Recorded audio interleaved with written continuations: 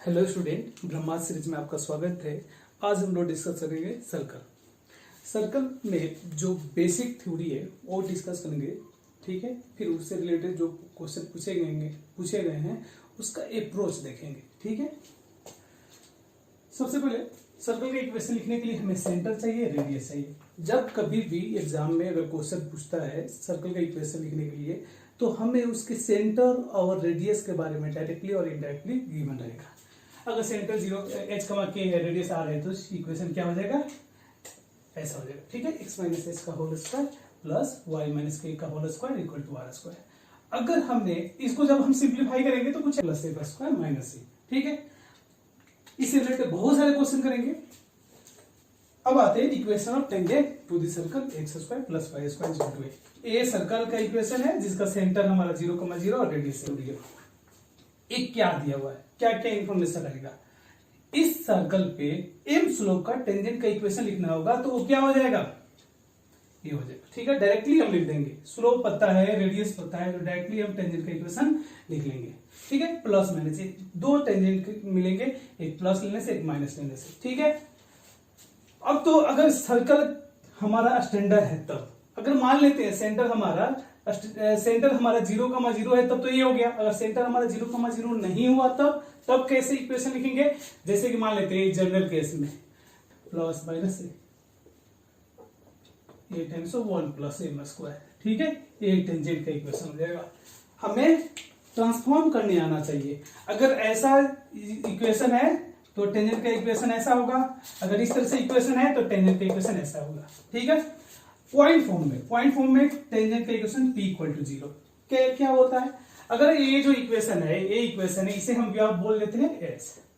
ठीक है, s equal to 0। इस पूरे इक्वेशन को हमने बोल दिया s। ठीक है, तो सर्कल के इक्वेशन को हम सिंपली s से डिनोट कर देते हैं, या कोई भी सेकंड डिग्री जनरल इक्वेशन है उसे हम s से डिनोट कर देते हैं। तो टेंजेंट का इक्वेशन है, अगर सर्कल कर्व पे कोई भी एक पॉइंट है, ये x1, y1 दिया हुआ है। ठीक है, इस पे टेंजेंट ड्रॉ करना है तो इस टेंजेंट का इक्वेशन क्या लिखते हैं, p इक्वल टू 0। अब p ऑब्टेन कैसे करते हैं, x स्क्वायर को इक्वेशन में x स्क्वायर की जगह पे x(x1), y स्क्वायर की जगह पे y(y1), x की जगह पे x प्लस x1/2, y की जगह पे y प्लस y1/2 रिप्लेस करने से एक लीनियर इक्वेशन मिलता है, वही टेंजेंट का इक्वेशन होता है। यहाँ पे ध्यान देना जरूरी है कि पॉइंट हमारा कर्व पे होना जरूरी है। अगर पॉइंट कर्व पे लाई नहीं करता है तो t इक्वल टू 0 टेंजेंट का इक्वेशन नहीं होगा। ठीक है, अब आते हैं एक पॉइंट फॉर्म में टेंजेंट का इक्वेशन हम एप्लीकेशन ऑफ डेरिवेटिव मेथड से भी कर सकते हैं। वहां पे टेंजेंट नॉर्मल हम लोग पढ़ते हैं, उससे भी कर सकते हैं। ठीक है, उसके बारे में वहीं पे डिस्कस करेंगे। नॉर्मल, अब सर्कल का एक खासियत है कि उसका नॉर्मल उसके सेंटर से पास करता है। अगर मान लेते हैं हमें एक सर्कल दिया हुआ है, ये सर्कल है, बोला है कि इस पॉइंट पे हमें नॉर्मल का इक्वेशन लिखना है, तो ये पॉइंट पता है। ये सर्कल जब गिवन है तो इसका सेंटर भी गिवन रहेगा, तो जब नॉर्मल ड्रॉ करेंगे तो कहां से पास करेगा, सेंटर से पास करेगा। तो दो पॉइंट है, इन दोनों पॉइंट के हेल्प से इस लाइन का इक्वेशन नहीं लिख लेंगे। तो नॉर्मल के लिए हमें टेंशन नहीं लेना है, सर्कल का इक्वेशन दिया रहेगा, पॉइंट दिया रहेगा, तो सर्कल के इक्वेशन से हम सेंटर पता कर लेंगे, और दूसरा जो पॉइंट जहां से नॉर्मल पास कर रहा है उन दोनों पॉइंट की हेल्प से क्या करेंगे, उस लाइन का इक्वेशन लिख लेंगे, वही हमारा नॉर्मल का इक्वेशन हो जाएगा। ठीक है, एक और पॉइंट है जहां से बहुत ज्यादा क्वेश्चन बनते हैं। देखो, ये दो सर्कल दिया हुआ है। ठीक है, दो सर्कल दिया हुआ है, दोनों एक दूसरे को ऑर्थोगोनली इंटरसेक्ट कर रहे हैं। ऑर्थोगोनली इंटरसेक्ट का मतलब क्या हुआ, एक दूसरे को जब इंटरसेक्ट कर रहे हैं ना तो 90 डिग्री पे इंटरसेक्ट कर रहे हैं। ठीक है, उसे ऑर्थोगोनली इंटरसेक्शन बोलते हैं। तो कंडीशन क्या होता है, दो सर्कल इस तरह से दिया हुआ है, ऑर्थोगोनली इंटरसेक्ट कर रहे हैं, तो ये आपने याद रखना है 2g1g2 प्लस 2f1। एक next topic, family of circle. यहां से बहुत सारे क्वेश्चन बनते हैं, बहुत सारे क्वेश्चन पूछे गए हैं। ठीक है, चलो समझते हैं। देखो, फैमिली ऑफ सर्कल क्या है, एक एक पॉइंट करके डिस्कस करते हैं। देखो, एक सर्कल दिया है, एक लाइन दिया है, इन दोनों के इंटरसेक्टिंग पॉइंट से बहुत सारे सर्कल पास करेंगे। ठीक है, ये बहुत सारे सर्कल का इक्वेशन लिखना है। इन सभी का इक्वेशन को हम एक जनरल फॉर्म में लिख सकते हैं, a plus lambda times of l equal to 0। ठीक है, लेमडा हमारा क्या है, पैरामीटर। लेमडा के डिफरेंट वैल्यू के लिए डिफरेंट सर्कल मिलेगा, और सभी सर्कल क्या होगा, इन दोनों के इंटरसेक्टिंग पॉइंट से पास करेगा। ठीक है, एक नेक्स्ट है एक सर्कल दिया हुआ है, ठीक है, एस इक्वल टू 0, एक लाइन है, लाइन नहीं दिया रहेगा, एक पॉइंट दिया है, मान लीजिए x1 y1 दिया हुआ है, ठीक है। अब बोला है कि इस पॉइंट से पास करता हुआ सर्कल का इक्वेशन लिखिए, इस सर्कल को टच करे और इस पॉइंट से पास करे, तो बताओ एक सर्कल ए हो जाएगा, ये हो जाएगा, ऐसे इधर भी हो जाएंगे, बहुत सारे सर्कल हो जाएंगे। तो हम क्या करेंगे, ए पॉइंट और सर्कल की हेल्प से इसका इक्वेशन लिख लेंगे, एल इक्वल टू 0, कैसे, टी इक्वल टू 0 से। टेंजेंट का इक्वेशन अभी हम लोग पढ़े हैं कि एक सर्कल पे अगर कोई पॉइंट है तो वहां पे हम टेंजेंट का इक्वेशन कैसे लिखते हैं, t equal to 0, t equal to 0 से इसका इक्वेशन लिख लेंगे। अब ये लाइन और इस सर्कल की इक्वेशन से क्या हो जाएगा, यहां पे टी लिख देता हूं, ठीक है, टी, ये टी यहां से, ओके, इस तरह से इसका यूज करेंगे। दूसरा एक इक्वेशन है, एक सर्कल है एस इक्वल टू 0, दूसरा सर्कल है एस डैश इक्वल टू 0। इन दोनों के इंटरसेक्टिंग पॉइंट से बहुत सारे सर्कल पास करेंगे, ठीक है। उसका इक्वेशन कैसे लिखेंगे, s plus lambda s dash equal to 0। Lambda का वैल्यू यहाँ पे कंडीशन है, लेमडा का वैल्यू हमारा नॉट इक्वल टू -1, ठीक है। लेमडा अगर -1 हो जाएगा तो एक्स स्क्वायर और वाई स्क्वायर हमारा कैंसिल हो जाएगा, ठीक है। लेकिन हम क्या करेंगे, लेमडा -1 नहीं लेंगे, तो ये जो मिलेगा इससे हम क्या करेंगे, जो भी इक्वेशन मिलेगा लेमडा के डिफरेंट वैल्यू के लिए डिफरेंट सर्कल का इक्वेशन मिलेगा, और वो सभी क्या होंगे, इन दोनों के इंटरसेक्टिंग पॉइंट से पास करेंगे, ठीक है। ये बात हमें ध्यान रखना है। हाँ, अब बात करते हैं लेमडा इक्वल टू -1 हो जाएगा तो क्या होगा, देखो इन दोनों के इंटरसेक्टिंग पॉइंट से पास करता हुआ एक कॉर्ड, इन दोनों के, इसका इक्वेशन क्या होगा, s minus s dash equal to 0, ठीक है। अब इसी का अगर मान लेते हैं सर्कल हमारा ऐसा हो जाए, ये हमारा एस इक्वल टू 0 है, ये हमारा क्या है, एस डैश इक्वल टू 0, तो ये जो है कॉमन टेंजेंट, इसको बोलेंगे कॉमन कॉर्ड का इक्वेशन ऐसा हो गया। एक क्या होगा, जब देखो एक सर्कल को मर्ज कर रहे हैं तो एक टाइम आएगा कुछ ऐसा बनेगा सीन, तो उस टाइम में इसका इक्वेशन क्या हो गया, s minus s dash equal to 0। कुछ ऐसा भी हो सकता है, ठीक है। अगर हम क्या करते हैं, जो इंटरसेक्टिंग है इसको थोड़ा सा हम दोनों को अलग करते गए तो एक टाइम ऐसा आएगा कि दोनों एक्सटर्नली एक दूसरे को टच करेंगे, तो उस टाइम में जो एक कॉमन कॉर्ड है वो क्या बन जाएगा, कॉमन टेंजेंट बन जाएगा इस तरह से, ठीक है। तो इसका इक्वेशन क्या होगा, s minus s dash equal to 0, इसका इक्वेशन है एस इक्वल टू 0, इसका इक्वेशन है एस डैश इक्वल टू 0। तो ये बातें हमें ध्यान रखना है, एक ही बात से हम बहुत सारा पूछ जाते हैं। देखो अगर सर्कल हमारा नॉन इंटरसेक्टिंग है तो नंबर ऑफ टेंजेंट क्या हो जाएंगे, दो, ये ब्लैक वाले इसे हम बोलेंगे डायरेक्ट टेंजेंट और इन दोनों को बोलेंगे ट्रांसवर्स टेंजेंट। तो टोटल नंबर ऑफ टेंजेंट कितना हो जाएगा, 4। अब इसके लिए कब होंगे, इसको हम लोग मैथमेटिकली कैसे देख सकते हैं, C1 C2 मतलब सेंटर के बीच के डिस्टेंस क्या हो जाए, greater than R1 plus R2। अगर ऐसा हो गया तो नंबर ऑफ टेंजेंट कितना हो जाएगा, 4। अगर ऐसा केस बन गया, एक सर्कल दूसरे सर्कल को कंटेन कर लेने लगा तो नंबर ऑफ टेंजेंट क्या हो जाएंगे, 0, ठीक है। ये बातें हमें ध्यान देना है। अब इससे रिलेटेड प्रॉब्लम करते हैं, ठीक है। बेसिक अप्रोच देखेंगे, कैलकुलेशन आपको मेनली करना है, हम देखेंगे प्रॉब्लम सॉल्व करने के लिए अप्रोच क्या रखेंगे वो डिस्कस करेंगे मेनली, ठीक है। इसमें दिया हुआ है एक सर्कल है, x square plus y square equal to 1, intersect coordinate axis at point P and Q, then locus mid point of PQ, ठीक है। तो अब ये देखो, ये क्वेश्चन 2019 में पूछा हुआ है, और इससे पहले ये एडवांस में भी पुराने काफी टाइम पहले एडवांस में भी ये क्वेश्चन पूछा हुआ है, ठीक है। इसका अप्रोच देखते हैं। सबसे पहले क्या करेंगे, ये सर्कल ड्रॉ कर लेते हैं। ये क्या है, x square plus y square equal to 1, ये एक सर्कल है जिसका सेंटर 0,0 है और रेडियस 1 है। अब एक टेंजेंट है,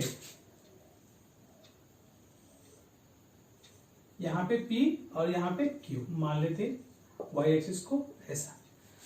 इसका जो मिड पॉइंट है, मिड पॉइंट मान लेते h, k, उसी का जिसका लोकस निकालना है उसे हम क्या करेंगे, h, k। मिड पॉइंट को h, k मान लिया तो इसी का लोकस निकालना है। अब देखिए ये मिड पॉइंट है तो बताइए P का कोऑर्डिनेट क्या होगा, P का कोऑर्डिनेट क्या होगा 2h, 0, Q का कोऑर्डिनेट क्या होगा 2k, 0। अब इस लाइन का इक्वेशन क्या हो गया, x इंटरसेप्ट कितना हो जाएगा जी 2h, y इंटरसेप्ट कितना होगा 2k, तो x by 2h plus y by 2k equal to 1, अब इसके सेंटर से डिस्टेंस क्या होगा, परपेंडिकुलर डिस्टेंस क्या होगा, रेडियस के इक्वल होगा, तो परपेंडिकुलर डिस्टेंस निकालेंगे क्या होगा 0/2h प्लस 0/2k, तो क्या आ जाएगा h square plus y square k square minus 4h square k square equal to 0। ठीक है, इसको इधर लेके स्क्वायरिंग करेंगे, सिंप्लीफाई करेंगे तो ये रिजल्ट मिल जाएगा। फाइनली हम h और k को x y में रिप्लेस कर देंगे तो क्या होगा x square plus y square minus 4x square y square equal to 0। इस तरह से क्या हो जाएगा, थर्ड आंसर हो जाएगा। बहुत ही सिंपल क्वेश्चन है, ऐसे क्वेश्चन हम लोग स्ट्रेट लाइन में भी किए हुए हैं, पूछे जाते हैं ऐसे क्वेश्चन। नेक्स्ट क्वेश्चन पे आते हैं। हाँ तो स्टूडेंट ये क्वेश्चन 2016 में पूछा गया है, और ये क्वेश्चन और इससे पहले वाला क्वेश्चन दोनों सिमिलर क्वेश्चन है। ठीक है, कैसे है अभी हम लोग देखते हैं। देखो एक कॉन्सेप्ट है, इस क्वेश्चन देख लो क्या है कि एक सर्कल के सेंटर का लोकस हमें पता करना है जो इसको टच कर रहा है और एक लाइन को टच कर रहा है। तो देखो एक सर्कल है, एक लाइन है, एक लाइन है, एक सर्कल है, चलो कोई नहीं ऐसे बना देते।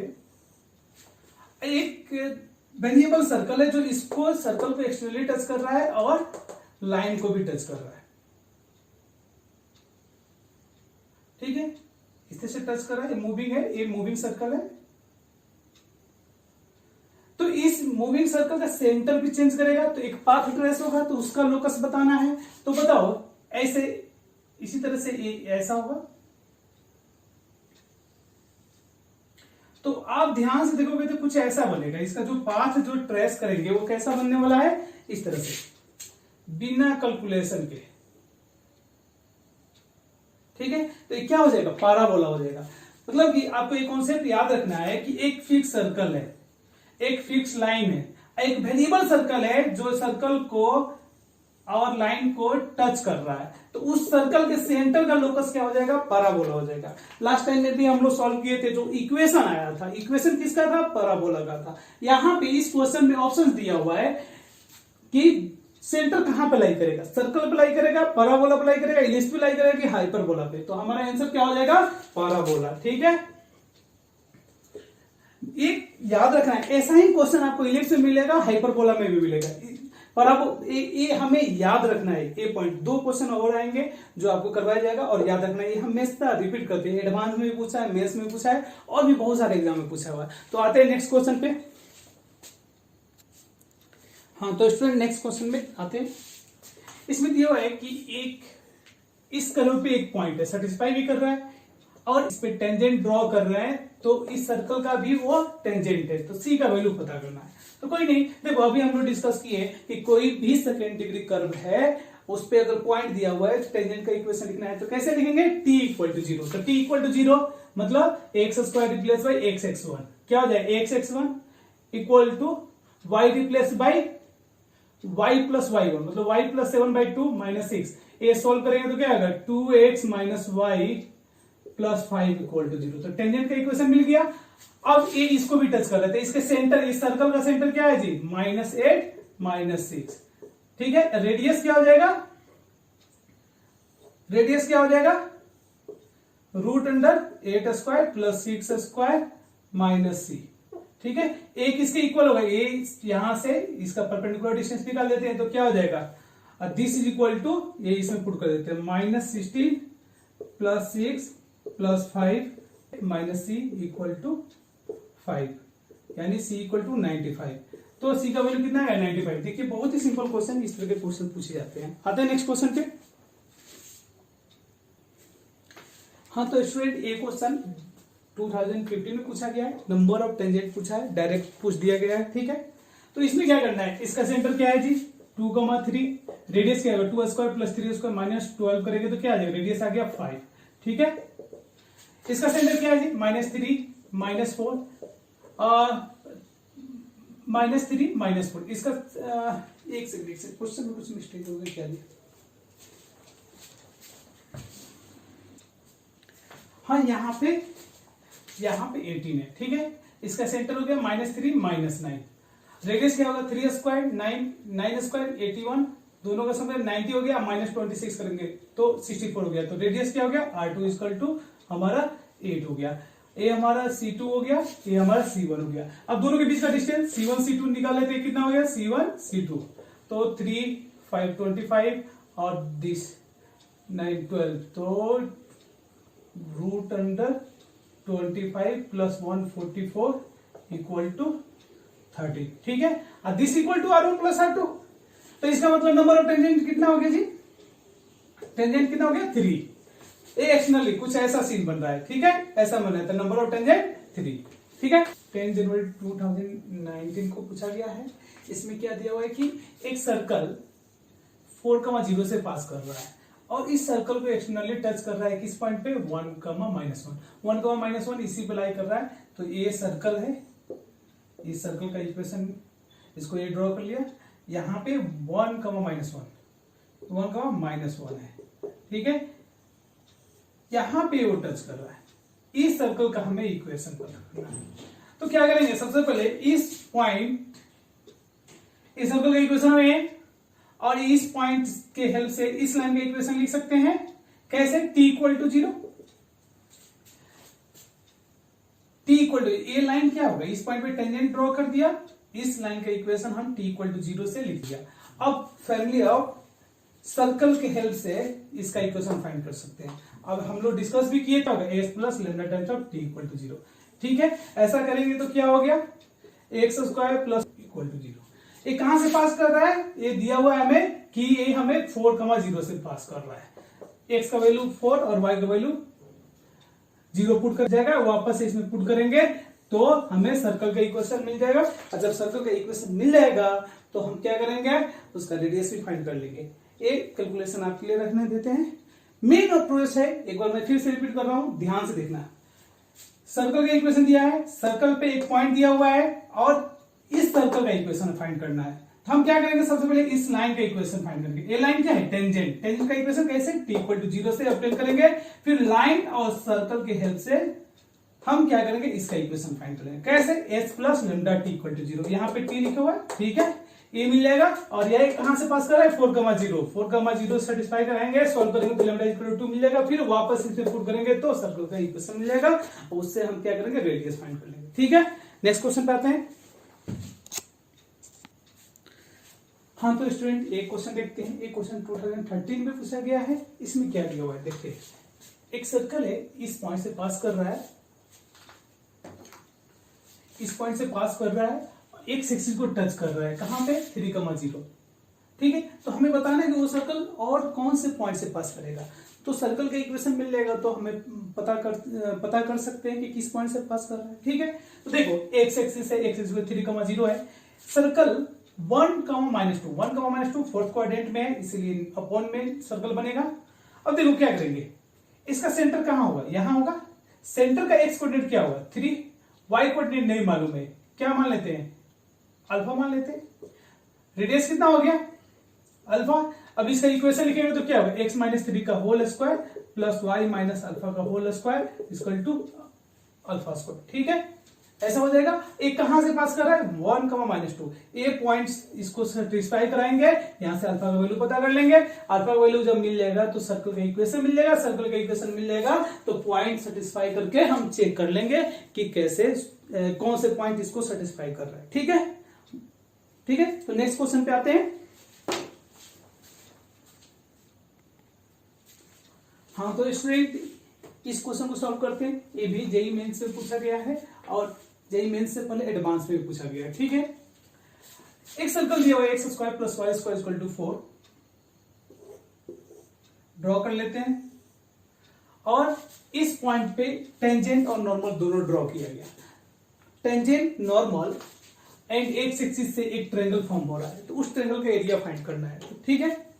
देखो ये √3,1 है, यहां पे टेंजेंट ड्रॉ करेंगे, ये हुआ, नॉर्मल ड्रॉ करेंगे, ये हो जाएगा, ठीक है।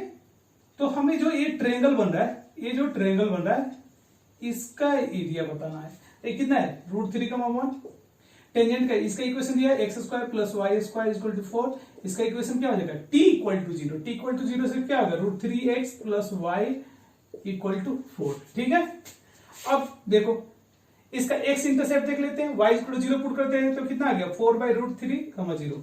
ए लेंथ कितना हो गया 4/√3, ए हाइट कितना हो गया 1, तो एरिया कितना हो गया 1/2 इंटू 1 इंटू 4/√3 कितना हो गया 2/√3। आंसर हो गया। ऐसे सिंपल सिंपल क्वेश्चन पूछे जाते हैं, ठीक है। तो आप थोड़ा सा ध्यान दो, थ्योरी थोड़ा अच्छे से पढ़ो, क्वेश्चन बनेगा ही बनेगा, ठीक है। नेक्स्ट क्वेश्चन पे आते हैं। हाँ तो स्टूडेंट इस क्वेश्चन को देखते हैं। ये क्वेश्चन भी प्रीवियस ईयर का ही क्वेश्चन है। इसमें दिया है कि common tangent to circle this and this also passes through the point बताना है। अब देखो जब भी कॉमन दो सर्कल के बीच का कॉमन टेंजेंट के बारे में बात करें ना, तो हम तो क्या करेंगे वही कि उनके सेंटर के बीच का डिस्टेंस कितना है, ठीक है। सेंटर के बीच का डिस्टेंस कितना है जी 5। बड़े वाले सर्कल, इस सर्कल का रेडियस कितना है √(-3a² प्लस -4 माइनस ऑफ -20/7 आ जाएगा, ठीक है। और इसका रेडियस कितना है 2, सेंटर 0,0, ठीक है। तो देखो इन दोनों के सेंटर के बीच का डिस्टेंस क्या है जी, दोनों के रेडियस के डिफरेंस के इक्वल है। मतलब कि अगर C1 है, A C2 है, तो C1 C2 क्या हो गया जी mod(R1 - R2) इसके इक्वल है। तो ये क्या करेगा, ये दोनों सर्कल एक दूसरे को इंटरनली टच करेंगे, एक इंटरनली टच होगा तो इनमें कॉमन टेंजेंट क्या हो गया, कॉमन टेंजेंट ए हुआ। और इसका इक्वेशन हमने आपको क्या बताया था, s minus s dash equal to 0, ऐसा करके बताया था। तो दिस माइनस दिस कर देंगे तो हमारा इक्वेशन क्या आ जाएगा 6x प्लस 8y, और दिस माइनस दिस करेंगे तो क्या होगा -28 इक्वल टू 0, ठीक है। इसको सिंप्लीफाई कर लेंगे 3x plus 4y minus 14 equal to 0।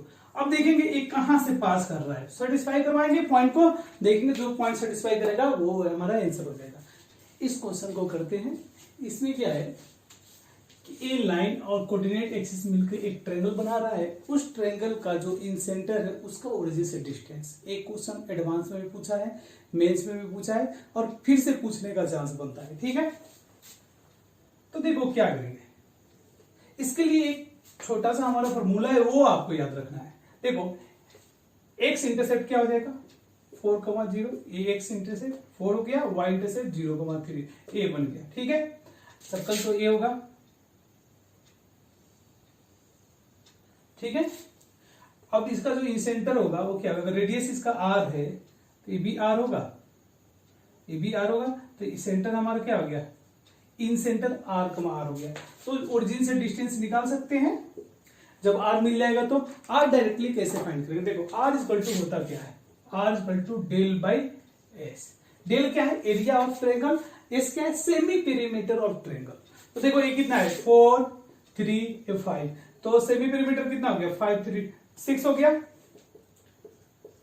और एरिया कितना हो गया 1/2 इंटू 3 इंटू कितना हो जाएगा, यहां से यहां का डिस्टेंस कितना हो गया 1,1, क्या हो जाएगा डिस्टेंस √2, तो हमारा आंसर √2 हो जाएगा। तो ये आपको ध्यान रखना है, इन सेंटर का रेडियस, अगर ट्रायंगल का इन सेंटर का रेडियस निकालना है तो r equal to del by s, आपको याद रखना है। इससे रिलेटेड पहले भी पूछे गए हैं, फिर पूछे जाएंगे।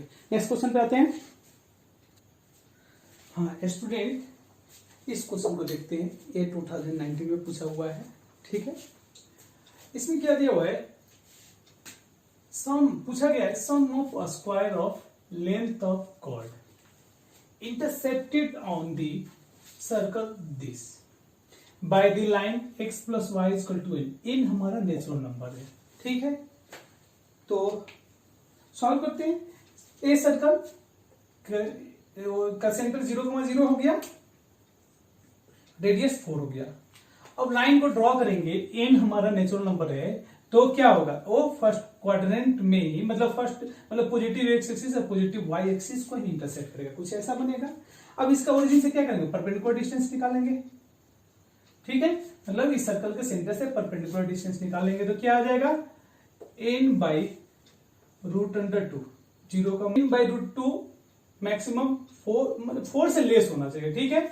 तो अब बात करते हैं इसका पॉसिबल वैल्यू, ए हमारा हो गया n बाई √2, ठीक है।